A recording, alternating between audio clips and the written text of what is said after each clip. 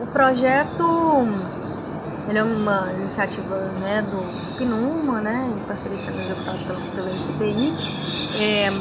É um projeto, o título do projeto é Opções de Mitigação em Setores-Chave no Brasil, né? Então, mitigação de emissões de gases de efeito estufa. Então, de forma geral, eu poderia dizer que o objetivo do projeto é entender quais são as melhores opções, digamos assim, para a gente reduzir essas emissões, né, no país. E aí, o projeto ele tem grandes setores, né, que contabilizam essas emissões, para a gente tem setor de transportes, resíduos, enfim. E nós, né, eu sou assistente de pesquisa do Centro de Sensoriamento Remoto, que fica no Instituto de Geociências da UFMG. Então, nós fomos responsáveis pela parte do estudo que tem a ver com agricultura, florestas e outros usos do solo. Então, a gente contabiliza todas as emissões, né, relacionadas à agricultura, pecuária e todas as mudanças de uso da terra, né, em relação às florestas. E a gente buscou entender a dinâmica, né, de todos esses setores e elencar opções de mitigação, né.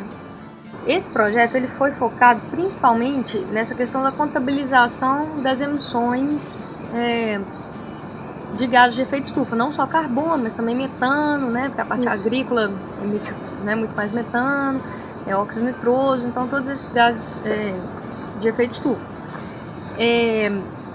É claro que a gente sabe que, por exemplo, todas as medidas de mitigação que a gente elencou, a gente trabalhou principalmente com o potencial delas de se reduzir carbono. Mas é como eu falei, essas medidas elas também têm co-benefícios. Além do benefício, né, da mitigação do gás de efeito estufa, então se eu conservo uma floresta, eu vou deixar de emitir carbono. Se eu desmatar essa floresta, esse carbono vai para a atmosfera. Mas eu vou conservar ali uma série de serviços ecossistêmicos, né, como, por exemplo, a manutenção do ciclo hidrológico, né, importante para o regime de chuvas, que é importante para a produção agrícola.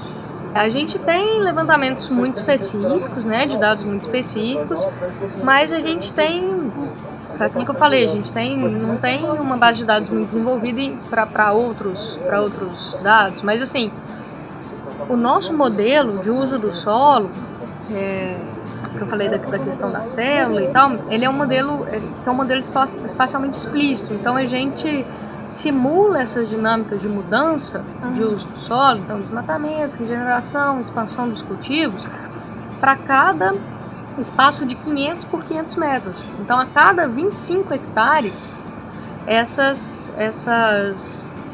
dinâmicas estão sendo simuladas. A gente teve que entender, né, como que funciona esse setor. É claro que a gente já vem trabalhando com isso há algum tempo, então a gente já tinha alguma expertise, alguns outros estudos, né, que auxiliaram a gente.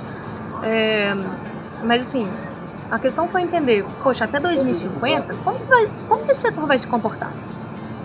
Né? Então, e isso foi a construção dos cenários, né? Que foi um grande desafio. E aí a gente calculou, bom, quanto que a gente vai conseguir reduzir de carbono adotando essas medidas? Então, tudo bem, esse é um objetivo claro do projeto.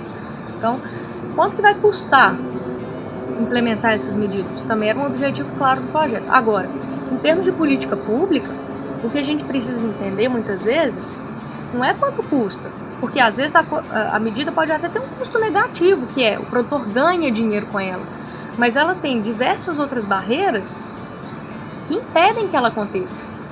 Então, por exemplo, para o setor agropecuário, né, uma grande barreira é uma barreira sociocultural, de falta de conhecimento dos produtores, né, sobre aquelas medidas, a falta de conhecimento para aplicar essas medidas, né. Em relação ao desmatamento, a gente também elencou diversas barreiras, né, que dificultam aí uma redução maior ainda, né, do desmatamento.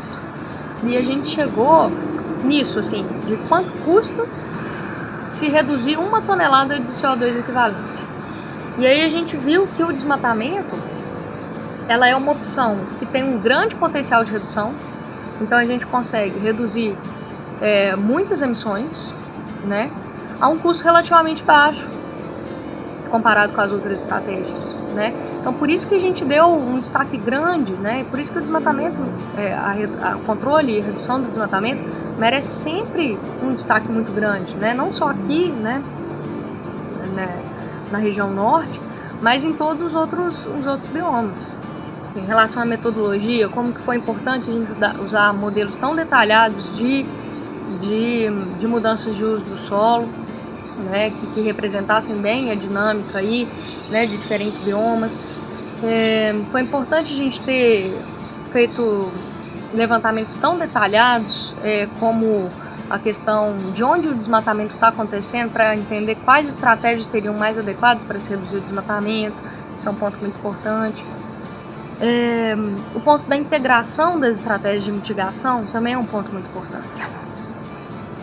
E aí, eu tentei enfatizar isso bastante na apresentação, porque a gente pode, e normalmente as pessoas dividem as estratégias de mitigação por setores. Então essa é uma estratégia de mitigação da pecuária, essa é uma estratégia de mitigação da agricultura, essa aqui é de florestas.